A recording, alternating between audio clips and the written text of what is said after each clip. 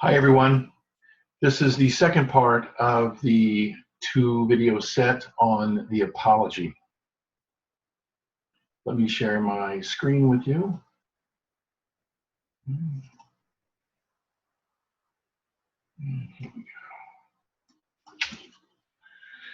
Okay, Socrates next addresses the newer accusers. These charges are similar to the older ones, but here the charges are that he has corrupted the youth and is an atheist.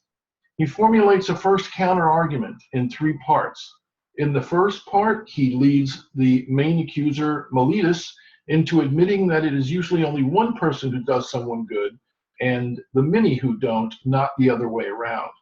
In the second, he gets Miletus to admit that if you are a smart person, you would not intentionally try to make someone bad, because doing so would make that bad person turn around and do bad to you. Third, because of this last point, someone would not corrupt someone else intentionally, only unintentionally. And to unintentionally do wrong does not require punishment, it requires instruction. In the second counter-argument to the newer charges of atheism, Socrates leads Miletus through a line of questioning that makes Miletus admit that someone cannot be an atheist if he believes in spirits. Socrates famously believes in spirits, at least to the extent that he has always said he has a kind of guardian angel that frequently warns him in the form of a voice against mistakes, but never tells him what to do. As a result, he can't be an atheist because he believes in divine spirits. Socrates next imagines that the jury may be wondering why he follows a course in life that is likely to bring him to an untimely end. He says that a man who is good for anything ought to calculate the chance of living or dying, but only consider, he says that a man who is good for anything ought not to calculate the chance of living or dying, but only consider whether what he is doing is right or wrong. He believes he is on a mission of searching into himself and other men, and if this mission is so important, that he should not stop just out of fear of death. He imagines that they might say to him that they would let him off if he were to stop doing philosophy, and that if he continues to do it, he would die. He says he would reply that even though he honors and loves them as Athenians, he should obey his divine mission rather than they.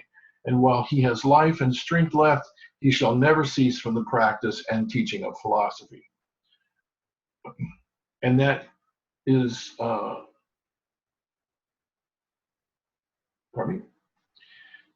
and the practice and teaching of philosophy is exhorting anyone whom he meets to not care so much about money, honor, and reputation, but rather care more about wisdom, truth, and the greatest improvement of the soul. He believes he performs this function for Athens. Socrates says, if you kill such a one as I, you will injure yourselves more than you will injure me, because a bad man cannot injure a better man than himself.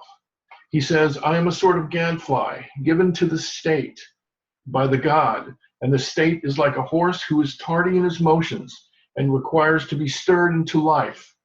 In other words, Socrates stings the horse, the state, into critically examining its beliefs. And so the jury goes out, discusses the case, and returns a verdict of guilty. It is the custom to ask the guilty party to propose a just punishment. Socrates asks aloud what he should pay or receive for what he has done. Doubtless some good thing, he says. There can be no more fitting reward, he says, than maintenance in the Prytaneum. The Prytaneum was a place where heroes were taken and honored. So Socrates is saying that he should be treated like the athletes in the Olympic Games, not like a criminal. Socrates then anticipates someone asking, Socrates, why can't you hold your tongue and maybe go to a foreign city where no one will interfere with you? He says that it will probably be hard for them to understand, but in fact, the greatest good of man is daily to converse about virtue and all that concerning which you hear me examining myself and others. He says the life which is unexamined is not worth living. This is a very famous passage. What do you think it means? What do you think the unexamined life is not worth living means? Finally, the jury leaves and comes back with a verdict of death. Socrates makes the point that in the future, people will condemn the jury for what they have done and will call Socrates wise.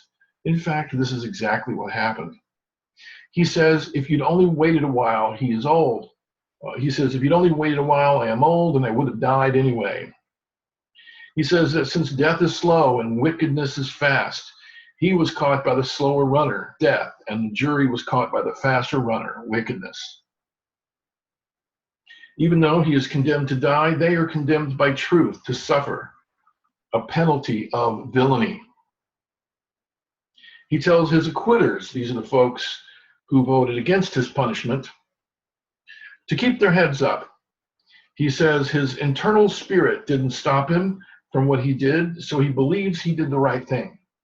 He says that either death is nothing or it is a migration to another place, and in either case, he has nothing to fear. He says, no evil can happen to a good man in life or in death.